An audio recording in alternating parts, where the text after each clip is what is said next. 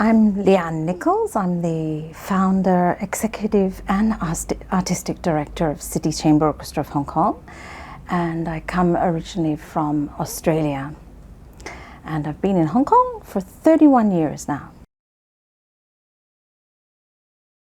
The orchestra came out of my experiences, obviously. When I came here, Hong Kong had just the Hong Kong Philharmonic Orchestra, just one orchestra. It was very limited culturally for orchestral musicians. And I did play with the Hong Kong Philharmonic Orchestra in my early days. I then joined the Hong Kong Symphony for 7 years as a core member, which is around the time a lot of people were emigrating from Hong Kong.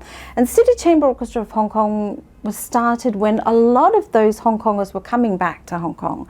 So there was a real big influx of talent in Hong Kong at that time. The real reason I put the orchestra together was because there was no chamber orchestra. I was simply filling a niche for the repertoire. So there was a real cultural reason there, especially Baroque works. No one was performing Baroque works locally. One of my earliest experiences of putting an orchestra together before I set up the chamber orchestra was an orchestra for a film featuring Jackie Chan called Twin Dragons, and one of the twins is a conductor. So they needed an orchestra, and it had to be an East and West orchestra in the casting, so that was easy for me to put together. And so that's what I did, and that was on the cuff of that experience, putting that orchestra together, I put City Chamber Orchestra of Hong Kong together, and it was easy. Everything was easy for me. Funding was difficult, but we made it. It doesn't come overnight, and I don't just have a conductor and say, let's do a concert in Hong Kong and what would you like to conduct, and then that's it, because that's just too easy for me. And I know that they will choose repertoire that might work in Europe and it might work with a conservative audience in America, but it won't work in Hong Kong. So it's my priority to make sure that it's going to work in Hong Kong and that I can get an audience there. So I'm very much involved in the artistic aspect. I don't leave the choice of every piece to a guest conductor, for example. But there are concerts that quite often start with just a concept. So my programming may be that very broad in the sense that I might want to choose a concert on a theme of flamenco. And then I go from there and I look into the classical repertoire and see what may be close to flamenco, which classical composers were influenced by flamenco music, for example. And then I look into flamenco dancers and those who've actually forayed into classical music, and not all of them have, of course, because it's very much a traditional art form. And then I somehow managed to overlap the two and come up with something that's a treat for the audience here.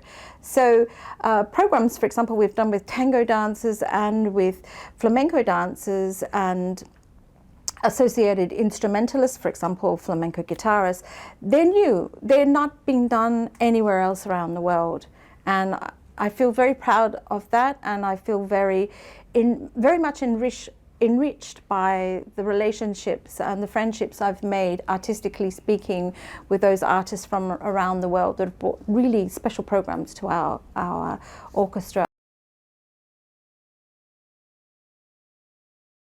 So around the time that I started creating family programs and programs that could be accessible 3 and above, and even 90-year-olds would enjoy it, around that time I had children.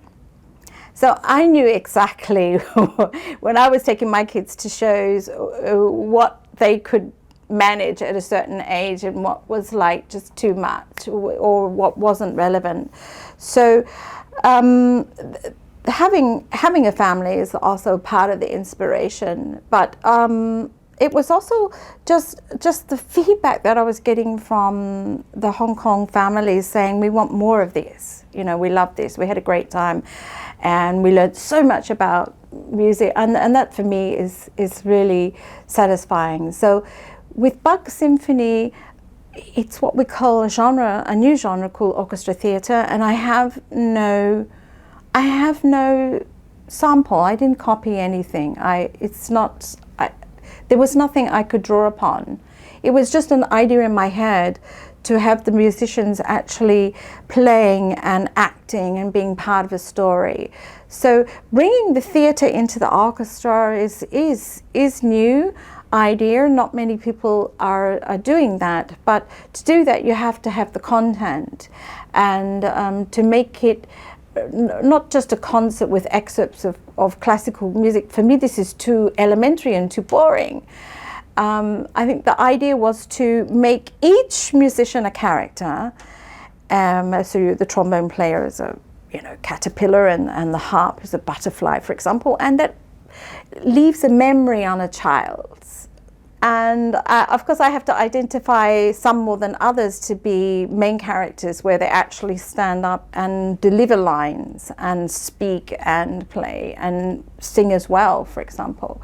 Those are really pushing the limits, but we can do it. So I'm writing a new one, and the orchestration is finishing this week. It's called Wild, and so City Chamber Orchestra of Hong Kong will be in the jungle next time.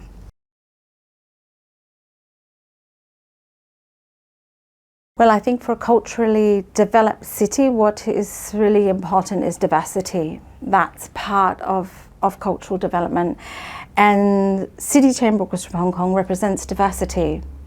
So for the graduates graduating from APA, they have a choice of 3 orchestras now in Hong Kong. And that means 3 different kinds of repertoire, really. With the chamber orchestra, it's more obvious. We're focusing on small-scale orchestral works. So it's the repertoire, the diversity, and I think this is really important to make Hong Kong a culturally diverse and great city.